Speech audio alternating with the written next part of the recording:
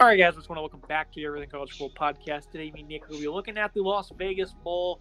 Utah 7-point favorites live from Allegiant Stadium in Vegas. December 23rd, Saturday, 7:30 p.m. Eastern Time on ABC. Looking at these offenses, Northwestern, it's a pretty resilient year for them. I had them winning under 2.5 games on my bet slip, and they ended up making a bowl game. Shows you how resilient this team really was. Ben Bryant, of course, he went down in the middle of the season. They were able to win 2 games. As the backup Brendan Sullivan was good. Bryant's back, played in the final 3 games, and they won all 3 of them to punch their ticket here. Impressive performance by this offense. He put up 195 passing in all 3, completed balls at a much higher clip as well. 11 touchdowns, 6 picks this year, about 200 yards passing per contest for him. Cam Johnson and Bryce Kritz at wide receiver, 2 veterans, had 600-plus yards combined for 9 touchdowns. Another senior, and A.J. Henning, had 361 yards and 4 scores. This team was really able to buy in under David Braun. They did not seem to falter one bit. They were only winning. They won a game by Minnesota in a shootout by 3, beat Howard by only 3 points. They were playing pretty tough against Penn State in the first half. I mean, this is a team that didn't back down all year, Nick, and they probably should have, especially if everything went down in the offseason. Very impressive they were able to get this done. I'm very impressed with this team as well. This is a team that you thought would just quit. Their new head coach came in, had very limited experience at this point in his time. This was a tough situation, obviously, for this team. They really lost a coach in Pat Fitzgerald, who was just a leader for this team, a guy who really knew what he was doing there, a former alum. And they were really, a team that looked like be an absolute dismay this year. They really struggled. The football team was an absolute disaster. And it was just disappointing all around. We talked about the scandal at length in the preseason. We really thought that this would be a tough season. David Braun was the guy that came in. He had previously been a defensive coordinator at FCS level at North Dakota State before taking over this role. And this offense, I was actually impressed with it. I thought, they would have been a whole lot worse than this. 22.8 points per game is not a bad total. 2.95 yards per attempt is pretty bad for the running back room. That is an atrocious number. 4.71 yards per play total. Ben Bryant is a decent quarterback when he was fully healthy. 61% comp rate, 1,500 yards, 11 touchdowns, 6 picks. Nothing crazy, but not bad. Cam Johnson, a great wide receiver for this team, 684 yards, 13.7 and 5 touchdowns. Some other players, A.J. Henning, Bryce Kritz, are all solid. Joseph Hyman was a decent player as well. This team can't run the ball, which is certainly a problem for this team. Cam Porter is their leading back with 618 and 4 touchdowns, but they really cannot run the ball at all, as evident by the 2.95 rushing yards per attempt. And that's going to pose a problem for this team that struggle on the ground. 105 rush yards per game is not a good enough number for this team. Yeah, they only have, a couple games this year, but 5 of them with 100-plus rushing. That number is very low. Cam Porter, though, a tough-nosed runner, a physical guy, certainly always falling forward. And, this offensive line, they're awful. 130th nationally in sacks allowed. Like you said, they don't clear any ways for the run game. And they're also going to be without their left guard, Josh Prebley, in this game. But they're really good on third down. 41%, pretty admirable rate for being this bad in certain areas in this passing attack. They seem to be resilient. So those are some key areas going forward for them. You look at the Utah offense, a unit that, significantly suffered about Cam Rising and Brant Kuthi. It went from them potentially playing against Florida to missing the entire season. So I don't know what was going on there. Some pretty misleading reports. They did a good job on that, I guess. But Bryson Barnes, he's in the portal, but he's going to play in this game. 151 passing yards a contest, 12 touchdowns, 9 picks. Nate Johnson's also in the portal. Don't think he'll be playing in this game. The passing attack has just struggled this year. Barnes obviously had a good game against USC because, they're playing the worst defensive coordinator in the history of sports. They were able to have a nice outing in the first half against Washington, and they put up some nice numbers, playing from behind against Arizona. Other than that, those passing attack, they're not good at all. They're going to be playing a defense that certainly is going to come into this game with an edge. Devon V. Lee, though, 593 and 3 scores. Money Parks, a guy who has plenty of speed, only 289 and 9 yards per catch. Mikey Matthews is in the transfer portal. Manure McLean's going to step up in his role. The passing attack, Nick, it is no good one bit. Barnes, though, he is a bit of a gamer. He can make some plays with his legs, 267 and 3 rushing. But they're not playing USC on Saturday, Nick. They're going to be playing Northwestern, who's certainly going to be very weary of his legs. Losing a guy like Cam Rising was a death blow to this offense. You saw it all year. They do have some nice receivers, right? And Vile and Money Parks, who are solid guys. coming out of high school, right? Ville, 539, 13.8 and 3 scores. Money Parks, 289, 9.6 and 2 scores. But they just did not have a quarterback consistent this year. Barnes is going to be the guy to get the nod here, most likely 1,500 yards, 12 touchdowns, 9 picks, 58% comp rate. It's just an offense that struggled, obviously. Again, it was a good offense on paper. We thought they might have some success, but it fell apart very quickly without Cam Rising. Jaquindon Jackson's a great back, though. Jalen Glover. There's some other pieces here on the ground that are solid. Jackson, 742, 4.8, and 4 scores for him. So there are some nice numbers there. This offense is going to rely on running the ball. They've done it pretty much all year, but this offense is just really not been great. They do have some nice balance at times, but 24.5 points per game. They're just not really great at passing the ball, and that's really held them back.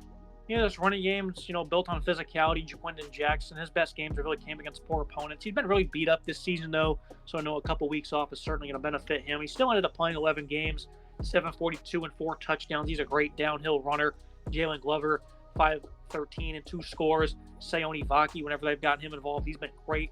About 7.5 yards per attempt. He's one of their top defensive players. They've been able to use him in a versatile role, and of course Barnes is an asset. So the running game certainly going to be a big part of this contest. The offensive line, pretty good. I mean, this is we've talked about before. Usually just a bunch of average Joes. Michael Mokafasi, really good. Keaton Bills, he's a great run blocker, his left guard spot. And this is offensive line has some solid assets. None of them will probably go pro, maybe other than Bills. But they're physical, they're strong, they play the football the right way. You look at the defenses, Northwestern, they were always known for some tough defense under Fitzgerald. They're always known for great linebacking play. Bryce Gallagher, looks like he's going to be the last one from that Fitzgerald factory. 110 tackles, wrapping up a phenomenal career for the Wildcats. You look at Xander Mueller as well, 102 tackles in 3 picks, along with 10.5 TFL. Big breakout season from him after struggling at times a season ago. Richie Haggerty on the defensive line, he's been a really solid player. Jalen Pate as well. This is a team, they don't create a lot of negative plays. 4.8 tackles for loss a game. When it comes to the sacks department, they have a little bit more at 25. Aiden Hubbard leading the way. They play hard, though. This is not a defense that's really a slouch by any means. 160 rushing yards per game allowed. Did give up 300 plus to Purdue in a win. Other than that, though, they only gave up 200 plus on 2 other occasions. That was in games against Duke and Minnesota. So they're 2-1 in games where the run D gets smoked. And when they're on point, they certainly do struggle at times. But they're able to go toe-to-toe with Iowa. Nebraska, pretty solid rushing attack. They kind of held them in check as well. Utah, physical rushing attack. And I know Iowa's not impressive by any means, but that's still a team that kind of prides themselves on physicality. So be able to go toe-to-toe with them, Nick. They're used to this Big Ten type of play. Utes aren't going to be playing with anything different they've seen already. This is certainly a nice matchup here because, like you said, they're not going to be playing anything they haven't seen in terms of physical running. The 2 linebackers, Gallagher and Mueller, are fantastic leaders. Gallagher, 110, 4 tackles for loss, a pick, and 2 pass breakups. Mueller, like you said, breakout year, 102, 10.5, tackles for loss, 5 sacks, 3 picks, and 2 pass breakups. He's really a do-it-all kind of guy for this team. Aiden Hubbard, 25 total tackles, 7.5 tackles for loss, 6 sacks. Good numbers there. Kenny Solares Jr. is another solid piece for this defense who's been a good leader for this team. I like what I've seen out of him at linebacker. He kind of gets plugged in there. He picks up the scraps, 30 total tackles, 3.5 tackles, or 3 tackles for loss, and a sack for him. Jalen Pate, 26 total tackles, 3 tackles for loss, 3 sacks. Good numbers there. Anton Saka, 4.5 tackles for loss, 4.5 sacks, 11 total tackles for him. Good numbers. This front part of this defense is very physical. This defense as a whole, 23.8 points per game, 4.23 yards per attempt on the ground, 5.29 yards per play. A pretty solid front part of this defense and a decent secondary as well. Yeah, the secondary, look at their schedule. They really haven't played anybody all that impressive through the air. In Maryland, probably the best passing attack they've seen. They gave up 274 and 3 scores in that one. But for the most part, against Talia and those guys, they were able to hold up, I thought. 47 attempts allowed in that game, a season high. Season finale against Illinois, John Paddock had a field day, but he was torching everybody at the end of this season. I'm not really going to slouch on them too much. He was doing his best Brett Favre impression. Some of the guys in the secondary, Rod Hurd, he's been really good for them. Jaheim Joseph's been a quality safety. Theron Johnson as well. This is a unit that's not going to be tested here by any means. There's certainly some matchups you're going to want to watch on third downs and, downfield as well. 11 interceptions they've been able to force by 9 different guys. So this is certainly a secondary that's played good for the most part of the year, and I don't expect them to be any worse in this game. About 200 yards is what they're allowing per contest, and I think that's going to be the ballpark here. Just don't want to get beat deep off some hard play action, which is certainly possible against this physical rushing attack. I think this is a secondary that's a solid unit at times. They have some good physical ball hawking players that can make some plays. Not a whole lot of interceptions, but this unit has some players. Devin Turner, solid 68 total tackles, 5 pass breakups. Rod Hurd, 73 total tackles, 4 tackles for loss, 4 pass breakups, and a pick.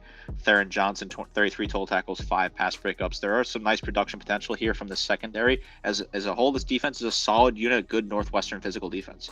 Now you look at the Utah defense. This is a team that just incredibly beat up, especially on this side of the ball. Jonah Ellis, of course, was having a great year before he got hurt. He's not going to be available. Keanu Tanuvaza at defensive line. Connor O'Toole, they're glad to have him back. He was playing some very good football for them. 4.5 sacks over his 7 games played. Logan Fano, whenever he played, he was on point. So they certainly just battled so many injuries. Fano, he's not going to be available either, I don't believe. Van Fillinger, though, a guy that seems to be at good health. Junior Tafuna as well. This is a nasty run defense. Of course, you'll have to – there's not going to be any opt-outs, I don't think, but health is certainly something you want to watch. They're great all year long against the run. They only allowed 1,000 yards on the season, 3.2 yards per attempt. The most they gave up all year was 145 to SC, and then 142 to Oregon the next week. Other than that, teams were barely scraping to that century mark. UCLA, for example, held to 9 yards rushing. I know a lot of sacks went into that, but they've just been straight up dominant against the run the last 2 years. Northwestern, they really struggled to run the football, and they certainly want to try to do that.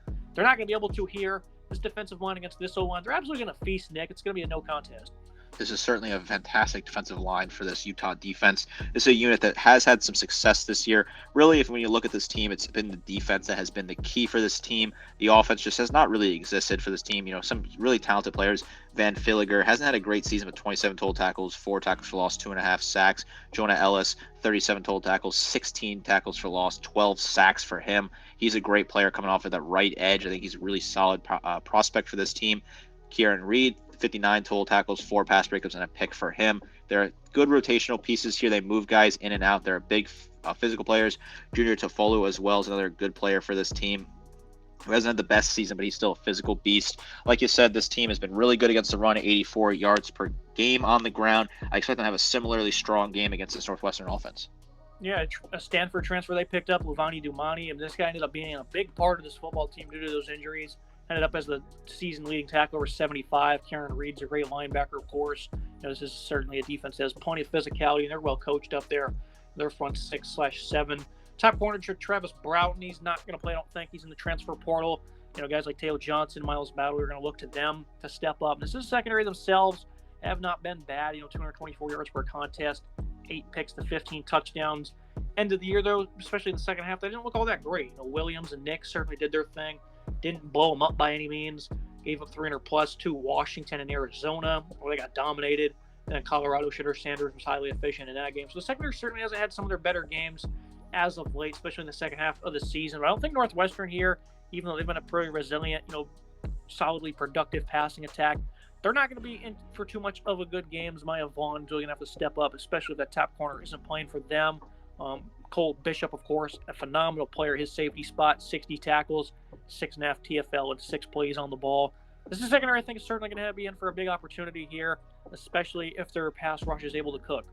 I think this is a good secondary, has a good opportunity here. Cole Bishop, a great leader for this defense, 60 total tackles, 6.5 tackles for loss, 4 pass breakups, 2 picks, good numbers for him. Zeramani Vaughn, 45 total tackles, 3.5 tackles for loss, 6 pass breakups, and a pick. Lander Barton, he's been banged up, but he's a solid player. 3 pass breakups, 2 pick, 34 total tackles.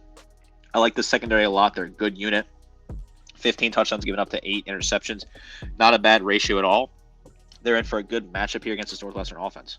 Looking at the final thoughts and the prediction for Northwestern, you really want to find those conversions to stay on the field. Got to match the physicality for the Utes.